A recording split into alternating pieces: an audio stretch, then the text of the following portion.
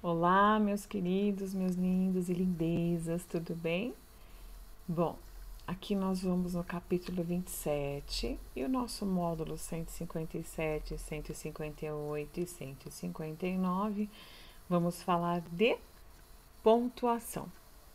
Ah, Pro, mas eu já conheço as pontuações. Ok, você pode conhecê-las, mas ainda não sabe como usá-las devidamente. Sempre tem alguém que acaba cometendo um erro de percurso aí, né?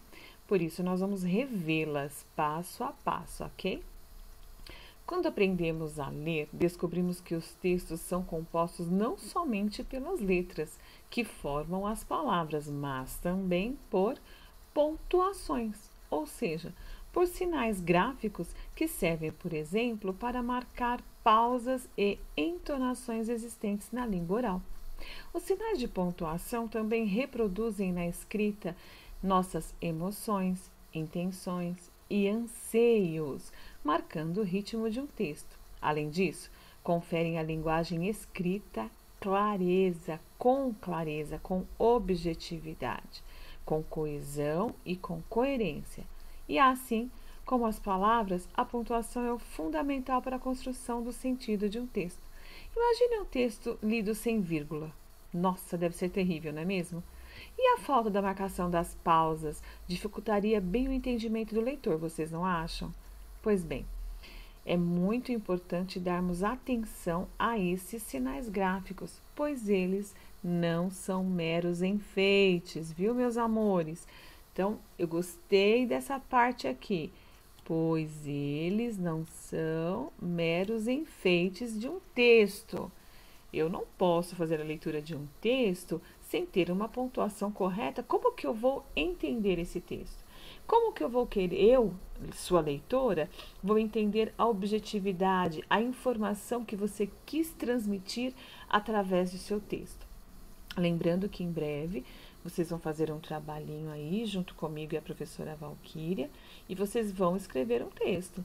E eu gostaria muito que vocês fizessem com a total pontuação adequada. Para isso, nós temos que escrever, ler e reler para ver se não tem palavras repetidas. Leia como se você estivesse contando a sua história para alguém. E as devidas pausas são feitas com as devidas pontuações. Ok, meus amores? Bom, então vamos lá. Neste grupo de módulos, veremos os principais sinais de pontuação e seus usos. Prestem bastante atenção ao uso deles. Você verá como, ao dominar esse tipo de conhecimento, suas redações serão escritas com mais facilidade. Mas antes de estudar essas regras, leia a seguir a primeira parte do conto intitulado Os Sete Corpos. Esse texto é um dos vários que foram coletados da tradição popular pelos irmãos Grimm. Procure observar como o uso da pontuação é essencial para que possa compreender o texto, né? No caso aqui é esse conto. Pessoal, leiam esse texto. É muito bom, é muito bonito. É uma informação assim de um valor assim totalmente colocado a uma obra de literatura também, né? Apesar de se tratar de um conto, não deixa de ser uma obra boa, tá? Então, leiam pausadamente, respeitem a pontuação para que vocês possam entender o que o autor quer transmitir para vocês que são leitores. Bom, então vamos lá. Vamos começar pela vírgula, nossa bela e linda vírgula. Usa-se a vírgula para isolar o vocativo. Quando em uma frase há um termo que serve para chamar alguém, temos um vocativo que sempre deve ser acompanhado de vírgula, não importando a posição dele na frase. Exemplo: pai, gostaria de saber o que houve com meus irmãos. Outro: gostaria de saber, pai, o que houve com os meus irmãos. Gostaria de saber o que houve com os meus irmãos, pai. Olha lá, tá vendo? tanto um, dois, três, tanto uma frase como a outra, você consegue fazer com clareza e objetividade. Então, escritas de maneira diferente, né? A mesma frase, pontuando com a vírgula e transmitindo a mesma informação. Usa-se a vírgula para separar termos que estão enumerados em frases. Muitas vezes, uma frase é composta por termos que funcionam de modo paralelo, organizados de forma enumerada. Exemplo: ao derrubarem o jarro no riacho, os 7 irmãos ficaram assustados, aflitos, receosos e sem coragem de retornar para casa. Observe que os adjetivos que qualificam os 7 irmãos estão enumerados e, por isso, são separados por vírgula. No entanto, atente-se para o fato de que o último elemento dessa enumeração não é separado por sinal, ele é introduzido pelo e, ok? Então, vamos lá. Agora, nós vamos falar do ponto final.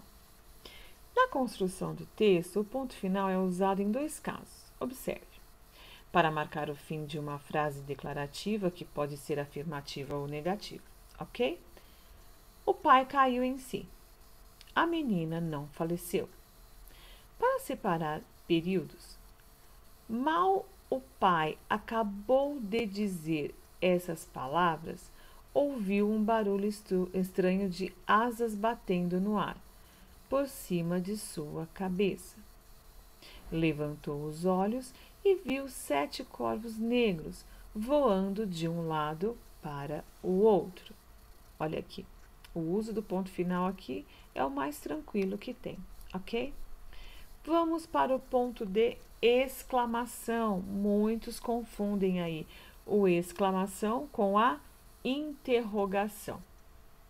O ponto de exclamação serve para marcar o final de frases que, no caso, contenham entonações indicativas de algum tipo de emoção, como felicidade, espanto, fúria, entusiasmo, entre outras tantas. Exemplo: tomara que todos eles virem corvos.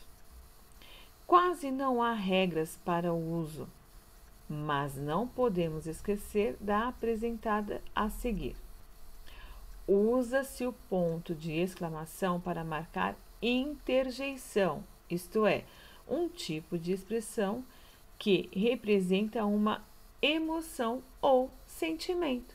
Exemplo: ufa, ai, meu Deus.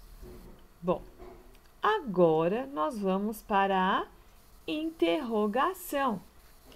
Vamos lá, o ponto de interrogação é sempre usado em discurso direto, nunca nos indiretos. E ele transmite o quê? Um questionamento, ok? Então, vamos lá. Exemplo: onde estarão esses meninos que não retornam nunca? Caso essa pergunta fosse feita de modo indireto, o sinal a ser usado seria o 2 pontos.